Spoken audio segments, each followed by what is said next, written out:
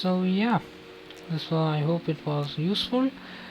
The next thing that we can jump into is grep. Grep is useful for searching for specific patterns within the text. It can be used to search for, let's say, uh, a pattern within the text. Here, the format, the syntactical structure would look somewhat like this, followed by the name of the file. So yeah, let's say in the log file we can filter out all the lines where the term error appears.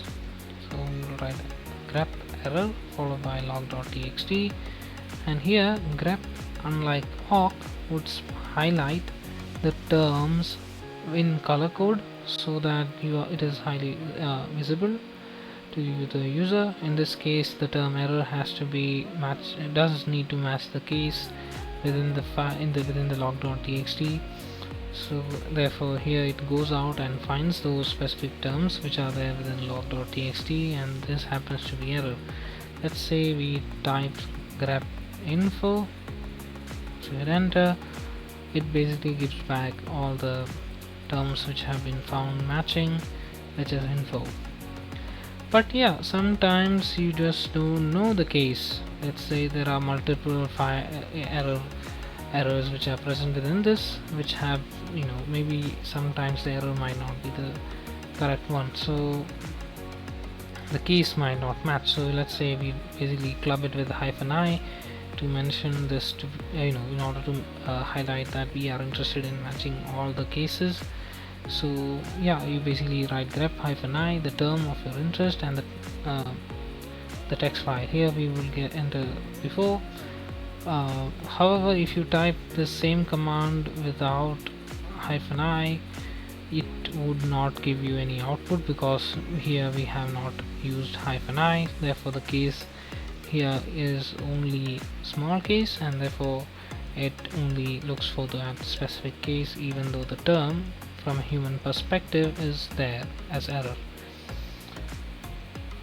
So yeah, we can also use grep in a way to recursively search up directories with the help of grep -r followed by the term, and then we specify the specific location. In this case I do not have that. Let's just create a new directory, mkdir files, and just go into files. Okay, let's do one thing. We just can copy log.txt into files. Yeah, wait a minute, just this ls. Let's just copy log.txt into files, ls. Let's just try 3. Yeah, so we can see here that the log.txt has been copied, and let's say we are interested in getting hold of the term, let's say error, or let's just go with info to mix things up a bit, followed by files. So yeah, here grep can also be used to recursively search within the directory the specific term. Here we already copied log.txt. Here the output basically gets clubbed along with the path where in which it is found. So let's say we go into files, and let's create mkdir, let's say subdirectory, and let's just copy log.txt into sub directory. Let's just go back less, yeah, and just let's try to just run this specific command again. Here we are interested in trying to get hold of all the terms which have error within this, all the files within this specific folder. So you can see that this grep command can be used for filtering or passing through multiple text files at once, even within subdirectories within the parent directory. And here you would see the output with the entire path being mentioned, where the term of your interest has been found and matched. Similar to this, let's say we want to get hold of all the lines where the term error does not appear. So we can use another structure or tag, let's say -v, and let's just look up all the lines where you do not have the error.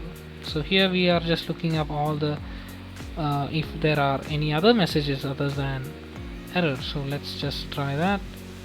So once you do so, you will see that grep basically goes out and lists all the lines other than error. So you get info, warning, and some other information such as a server has started, low disk space, and so on. So yeah, this is useful whenever you are interested in finding out if there are some other messages which are clubbed along within the log file, or if it is hundreds of lines and you do not have time to filter through all of them, you can basically use -v to invert your search. Similar to this, we can also use regex, a regex pattern matching technique with grep. Let's say we would like to get hold of all the lines which have let's say warning and the error. So before this, you were only able to search up one term at a time. So this would not this wouldn't be a efficient method if you have a number of messages present within your log file or text file. So for that, you basically use -e as a tag followed by the term of your interest. Here we have two terms that we would like to look into, warning and error, within log.txt, and once you hit enter, you can see that the warning and the error have been displayed in the terminal.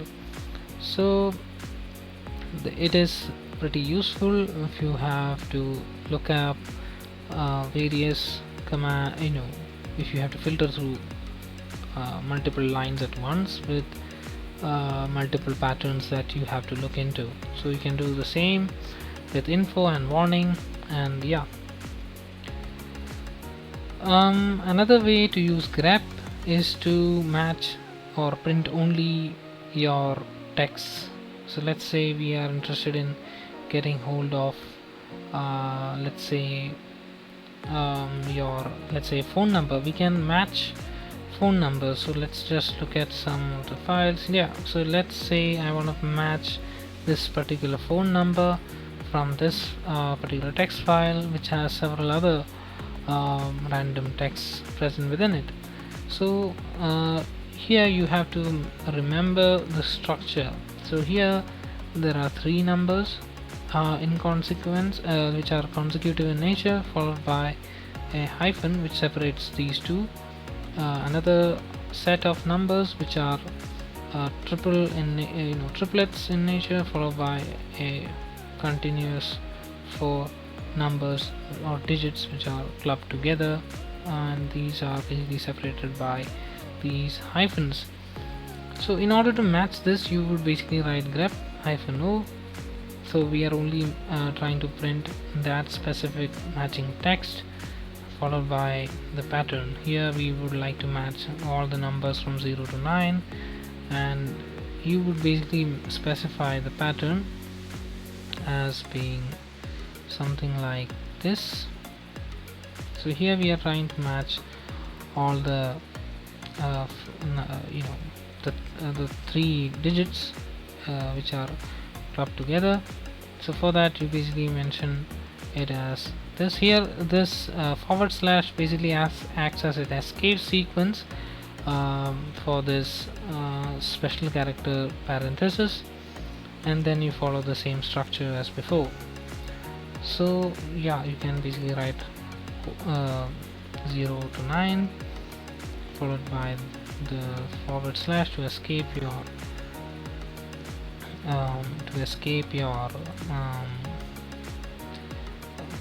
parenthesis, curly braces, followed by another set of numbers 0 to 9, which we want to match with the 4 digits at the end, followed by the text of our choice. Once you hit enter, you can see that it has gone out there and found this particular matching number. So yeah, this is how you typically go about matching phone numbers or extracting phone numbers which are there in a unique format. Yeah, so let's just clear this. Another form of modification of texts or manipulation of text can be performed with the help of SED, which is stream editor, which can be used for modification of text. SED is useful for searching, replacing, inserting, as well as deleting text within the files. Let's say you have let's just go back to cat mixed. What do you say? Yeah, let's just say you have this specific file and with number of terms which are appearing in like this. So for the purposes of that, you write sed. Let's say we are trying to substitute dog. So yeah, okay, I might have just moved on too quickly. So yeah, sed basically utilizes a particular syntax such as this, followed by the name of the file. So here you will basically mention the first command, which is sed, followed by the single quotes, followed by s, which is to substitute this pattern, and it would basically this particular pattern would be replaced by the replacement, which is here, and then the name of the file. So let's say we are interested in basically removing, let's say, dog with, let's say, cat, and within mix.txt, once you hit enter, you can see that the term dog has been replaced by cat. So here the first occurrence, which is the dog, is replaced with new with the new term that we have used here, which is cat, and it does that for each line. Let's say we want to replace all the occurrences. Let's say in this case, let's replace the term I with, I guess, O globally for mix.txt. Once you do that, you will see that now there are a bunch of spelling mistakes which we have introduced. So here I gets replaced by O in a global format. So let's say, so yeah, this basically is used to replace all the text within the entire file all at once. Similar to this, we can basically use sed to delete certain text lines from, let's say we are ready to remove this, let's say the first line from mix.txt. You can see that we have effectively removed the first term from this list. This can also be used to delete terms which appear within, let's say, a specific pattern which you would like to remove.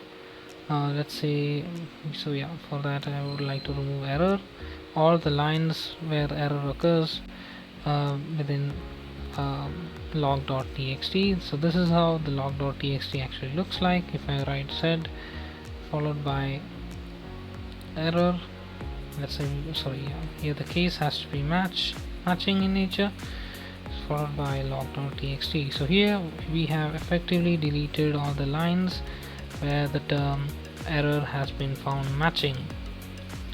The sed command can also be utilized for inserting text before or after a specific line.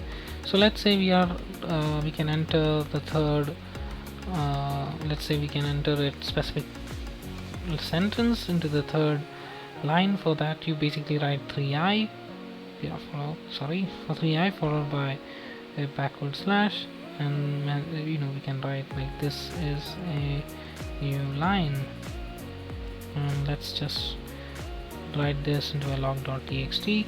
and see that here we have basically entered this specific line into the third line. So yeah, we can also do this, let's say after the third line. Let's say we can write this is a new line after third. For that, you basically modify 3i to 3a, and once you hit enter, you can see that we have specifically removed or inserted this line in place of the third line. So yeah, so this is pretty interesting, and I hope you learned a lot. There are a few more string manipulation commands which are available within Linux, but I guess we can cover those in the next videos, because I think we might have overextended our time a bit. So yeah, until I meet you next time, bye.